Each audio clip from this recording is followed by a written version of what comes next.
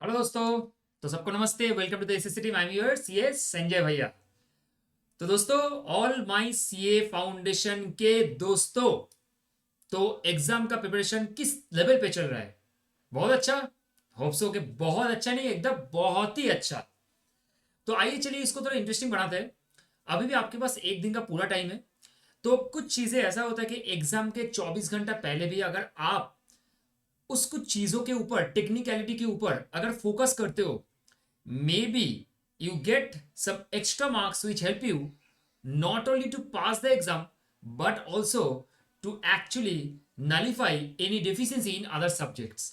तो जो शुरू सब्जेक्ट्स है ना, मतलब जो स्टार्टिंग का सब्जेक्ट है, जो आपका कल के एग्जाम पेपर में, मतलब सर अकाउंटिंग।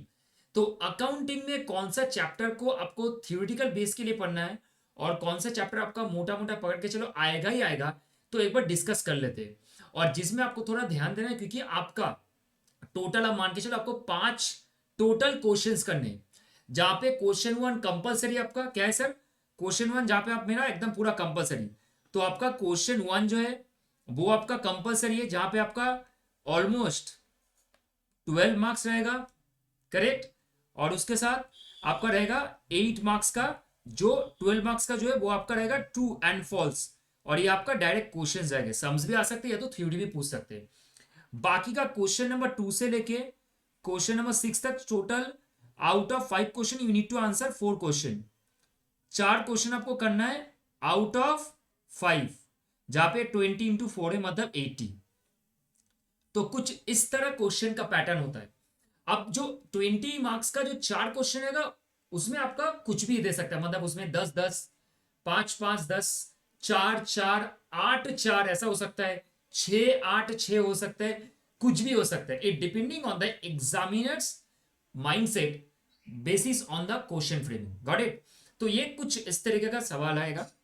अब हम लोग को जो समझना है वो सर सबसे ज्यादा इंपॉर्टेंट, देखो एग्जाम के शुरू में स्टार्टिंग इज वेरी इंपॉर्टेंट। आपको 145 तक सर पहुंच जाना है।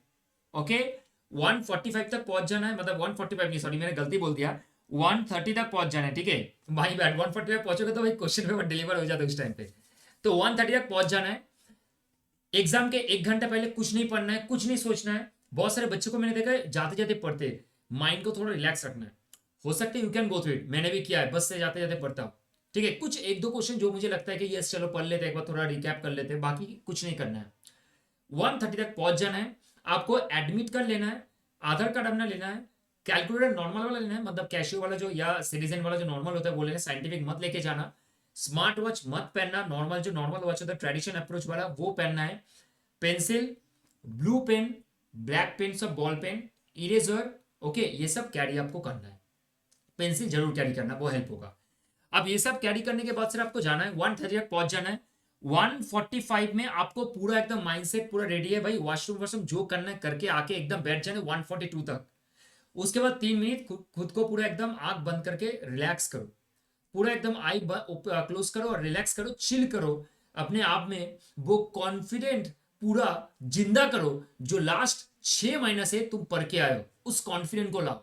3 महीना कॉन्फिडेंट को रिवाइव करने के लिए लगेगा। उसके बाद जैसे 145 में क्वेश्चन आपको मिल जाएगा ना, 145 में जैसे आपको क्वेश्चन मिलेगा, भाई ये जो 145 से लेके 2 बजे तक जो पीरियड होगा ना, माइंड पे रखना। क्या है सर? ये जो 145 से लेके 2 बजे तक जो पीरियड रहेगा, इस 15 मिनट में जितना हो सकता है भरपूर यूज कर लो। क्या चीज से यूज करोगे सर? मैं आपको एक सजेशन देता हूं, मतलब रिक्वेस्ट है मेरा, अगर आप फॉलो कर सकते हो कर लेना। यहां पे आपको ट्रू फॉल्स देखना ही नहीं है, क्योंकि देखो 12 नंबर का जो क्वेश्चन है ट्रू और फॉल्स का, जो सबसे पहला वाला 1 का ए होता है, वो कंपलसरी आपको करना ही है। अब जो करना है उसमें चूजिंग का फायदा नहीं है। ये 15 मिनट हम उस टाइम पे काम पे लगाएंगे जहां पे मुझे चूज करना सबसे इंपॉर्टेंट है, क्योंकि the perfect you choose, the perfect to go on for the next 3 hours. जितना अच्छे से चूज करोगे नेक्स्ट 3 घंटा तक आप उतना बढ़िया से एग्जाम दे पाओगे। तो इस 3 घंटे में आपको मैं यही सलाह दूंगा, क्वेश्चन 2 से लेके क्वेश्चन 6 तक जो भी क्वेश्चन आपको बहुत जबरदस्त आते उस तरीके से आप 4 क्वेश्चन को सिलेक्ट कर लो, मतलब 2 से लेकर 6 तक कोई भी 4 क्वेश्चन आप सिलेक्ट करो। और उसमें से भी आप सिलेक्ट करो एबीसी में कौन सा क्वेश्चन आपको अच्छे से आता है, उसको फर्स्ट प्रायोरिटी बेसिस में करो। और बाकी का उसके साइमल्टेनियसली सक्सेसिंग पॉइंट ऑफ व्यू से हिसाब से करो। तो 2 से लेकर 6 तक जो सबसे आपका अच्छा आता है, जैसे मान के चलो क्वेश्चन नंबर 3, तो सबसे पहले वो लिस्ट होगा, वो प्रिपरेशन करना है क्वेश्चन, उसके बाद 5, उसके बाद मुझे 6 अच्छे से आता है, उसके बाद मेरे को 2 आता है, 4 मुझे नहीं आता है, मतलब 10 में 20 में से मुझे 10 ही से आता है, 10 नहीं आता, छोड़ दो, नहीं करना है। This is what the your ascending order based on the strength to the moderate. जितना स्ट्रेंथ है आपका, जो सबसे ज्यादा स्ट्रेंथ है उसको फोकस करके आपको कंटिन्यूअसली फ्लो में आगे जाना है, ठीक है। ये चीज आपको थोड़ा फुल फेज में फोकस रखना है। अब सर मुझे एक चीज बताओ, सबसे ट्रू फॉल्स कब करना है? देखो शुरू में आपका जो स्पीड होगा वो थोड़ा स्लो बनेगा, शुरू में स्पीड आपका थोड़ा स्लो बनेगा, तो इसलिए आपको दिमाग में यही चीज रखने के, क्योंकि स्लो होगा तो भाई शुरू में जो क्वेश्चन बहुत अच्छे से आता है उसको अच्छे से प्रिपेयर कर लो। एक बार अगर आधा घंटा वो टाइम स्पेंड हो जाएगा ना 2:30 बजे के बाद से, हाथ का जो स्पीड है ना वो एकदम तुरंत स्पीड होगा।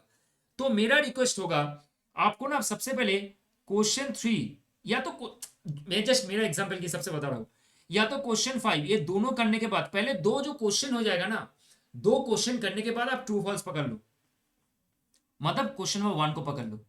इससे क्या होगा, इससे आपको ना कॉन्फिडेंस मिलेगा, आपका ऑटोमेटिकली क्वेश्चन जैसे 2 हो जाएगा ना आपको मिल जाएगा, 40 हो चुका है भाई, अब 12 मार्क्स सिक्योर करते। अब बहुत सारे बच्चे ऐसे होते ट्रू फॉल्स पहले करते, कर सकते हो। ट्रू फॉल्स में क्या होता है, आपको रीजन देना पड़ता है, और उस रीजन के चक्कर में आप थोड़ा भटक जाते हो। क्या होता है, सोचते रहते हो क्या होगा, क्या लिखे, उससे बेटर है ना आगे चलो ना भाई। ट्रू फॉल्स तो करना ही है, छोड़ के रखो, ट्राई करना है 3 बजे के बाद करने के लिए ट्रू फॉल्स जो भी करना है। एंड और एक इंपॉर्टेंट पॉइंट भाई, एक चीज हमेशा याद रखना, जो हम लोग का हैंडराइटिंग का स्पीड होता है वो शुरू में बहुत ज्यादा स्लो होता है, इसलिए शुरू में आपको वो सारे क्वेश्चन करना है जो क्वेश्चन में ना ही फाइनल अकाउंट्स होगा और ना ही पार्टनरशिप होगा। ये दोनों को प्लीज छोड़ देना, उन दोनों को 3:30 के बाद छोड़ देना। लेकिन आपको 2 बजे से लेकर 3:30 का जो 1.5 घंटा का मतलब इंटरमिशन का जो पीरियड होता है ना, मतलब इंटरमिशन के पहले वाला जो पीरियड होता है, हाफ एन मतलब हाफ पूरा पिक्चर, उस हाफ पिक्चर में आपको पार्टनरशिप और फाइनल अकाउंट्स को पूरा छोड़ना नहीं करना है, बाकी जो भी आपको अच्छे से आता है वो पूरा कर लो पहले। जैसे sir bill of exchange, rectification, BRS, inventory, आपका single entry, NPO, okay, company accounts, ये सब कर सकते हो, क्योंकि कंपनी अकाउंट्स में ज्यादा से ज्यादा जर्नली करने पड़ते हैं, आपको उतना डिफिकल्ट चीज नहीं आएगा, तो ये करना है। उसके बाद पार्टनरशिप और जो फाइनल अकाउंट्स है वो आपको बाद में करना है 3:30 बजे के बाद। तो ये कुछ एग्जाम का स्ट्रेटेजी है जो आपको फॉलो करना है with respect to the next 3 hours, जो 2 बजे से स्टार्ट होगा टिल 5 o'clock। क्योंकि शुरू वाला अगर अच्छा हो जाएगा ना तो वो जो मोटिवेशन आ जाएगा, बाकी का सारा पेपर अच्छा होगा। और एक चीज, सितंबर 24 का क्वेश्चन बहुत नहीं बहुत ज्यादा इजी था, कंपेरेटिवली जून 24 का क्वेश्चन था बहुत लेंदी, सितंबर 24 का क्वेश्चन बहुत इजी था। तो मेरा वही रिक्वेस्ट रहेगा, इस बार क्वेश्चन लेंदी आ सकता है, टफ नहीं होगा, मॉडेस्ट होगा, लेकिन लेंदी आ सकता है, तो भाई अच्छे से पढ़ना है। अब चलिए क्विक डिस्कशन कर लेते हैं, 5 मिनट्स आपका मैं लूंगा, क्विक डिस्कशन कर लेते हैं कौन सा टॉपिक के ऊपर हम लोग को ज्यादा से ज्यादा फोकस करना है। गाइस एक चीज याद रखना, एज पर इंस्टीट्यूट मैथ और इंस्टीट्यूट का जो ये है मतलब सिलेबस है भाई, जो 7 यूनिट है, फर्स्ट चैप्टर थ्योरेटिकल फ्रेमवर्क है, वहां पे 10 मार्क्स से मैक्सिमम अगर आएगा तो 5 से 10 मार्क्स। और मैं बोलूंगा यहाँ से आपका सबसे ज्यादा जो आता है वो ट्रू फॉल्स आता है, मतलब पकड़ के चलो आप यहाँ से 4 मार्क का तो ट्रू फॉल्स यहाँ से आ जाएगा, जो स्पेसिफिकली मैंने पेपर चेक करके देखा है, पेपर का जो रिव्यू करके देखा है, यहाँ से आ जाएगा। और इसमें कौन सा चैप्टर इंपॉर्टेंट है sir? Accounting standard, okay, accounting policies, contingent liabilities and accounting concept and principle convention, unit 2, 3, 4 and 6, ठीक है। ये यहाँ पे एक्चुअल में 6 दिया है, पता नहीं 7 ही यूनिट है, ठीक है। तो ये जो टोटल 6 यूनिट्स है, ओके, तो ये 6 यूनिट्स को आपको अच्छे से पढ़ना है।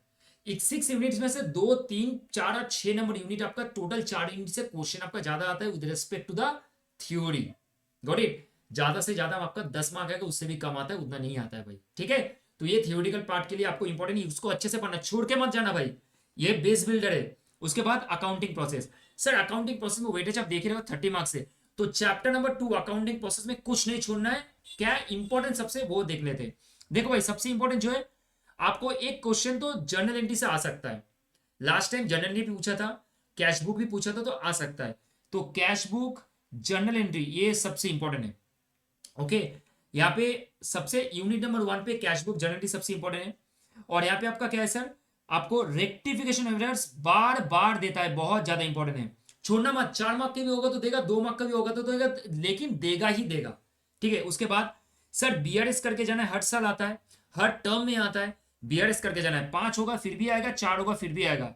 सर इन्वेंट्री आ भी सकता है, नहीं भी आ सकता। लास्ट टाइम एक थ्योरी आता है 6 का बी नंबर क्वेश्चन में, ओके, पीरियोडिकल इन्वेंटरी सिस्टम के साथ डिफरेंसेस आया था, तो आ सकता है सर। मैं ऐसा नहीं बोल रहा हूँ कि वो आ जाएगा, लेकिन आ सकता है, चांसेस है सर।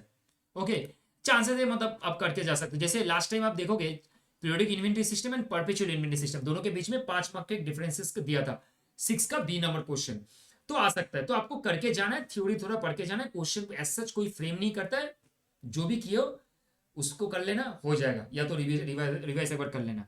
सर डेप्रिशिएशन इंपॉर्टेंट है, 4 मार्क आ सकते हैं यहाँ से, और अगर लक अच्छा होगा तो 8 मार्क भी आ सकता है। Missionary account, provision for depreciation account and depreciation account, तीनों बनाने के लिए बोल सकता है। ठीक है, इसके बाद बिल ऑफ एक्सचेंज, सर आ भी सकता है, नहीं भी आ सकता, आएगा तो मैक्सिमम 4 मार्क का आएगा, आएगा तो मैक्सिमम 4 मार्क का आएगा, तो इंपॉर्टेंट है सर। तो सर सबसे इंपॉर्टेंट क्या है चैप्टर नंबर 2 में से?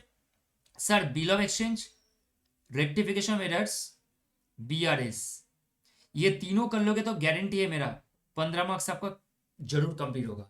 एंड डेप्रिशिएशन है, ओके, ये डेप्रिशिएशन कर लोगे, और इन्वेंट्री में नहीं दे रहा उतना कुछ का, ठीक है, ये कर लोगे तो डेप्रिशिएशन मोटा मोटा 5 मार्क्स, तो 20 मार्क यहाँ से हो जाएगा। ऊपर में 10, यहाँ पे 20 हो गया। मैं छोड़ रहा हूँ आपका इन्वेंट्री, पकड़ के चलो। सर इसके बाद अब आ जाओ आप, अच्छा ये तो सॉरी, हाँ मेरा एक छोटा सा ये हो गया, ये चैप्टर से, ठीक है।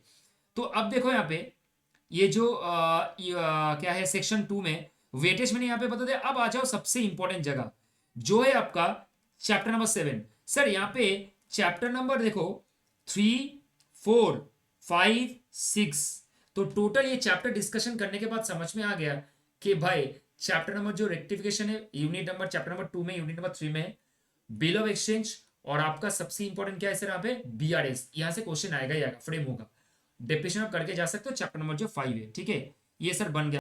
अब सर जी आ जाओ आपका चैप्टर नंबर 7 पे। तो ये हम लोग चैप्टर नंबर 6 तक कर चुके हैं, और चैप्टर नंबर 6 करने से आपका मोटा मोटा 40 to 45 मार्क्स कवर अप हो जाएगा। और मैं आपको ये रिक्वेस्ट दूंगा, 1 से 6 नंबर तक चैप्टर में बहुत सारे जन बच्चे छोड़ के जाते हैं, क्योंकि company accounts, final accounts, partnership, ये सब करके बोलते हैं हाँ चलो पास हो जाएंगे। भाई मेरा रिक्वेस्ट है, ये सबसे ज्यादा इजी क्वेश्चन आते हैं, तो आपको ये सारे चैप्टर छोड़ने नहीं है। चैप्टर 1 से लेकर चैप्टर 6 तक आपको एकदम भी छोड़ना नहीं है, ठीक है।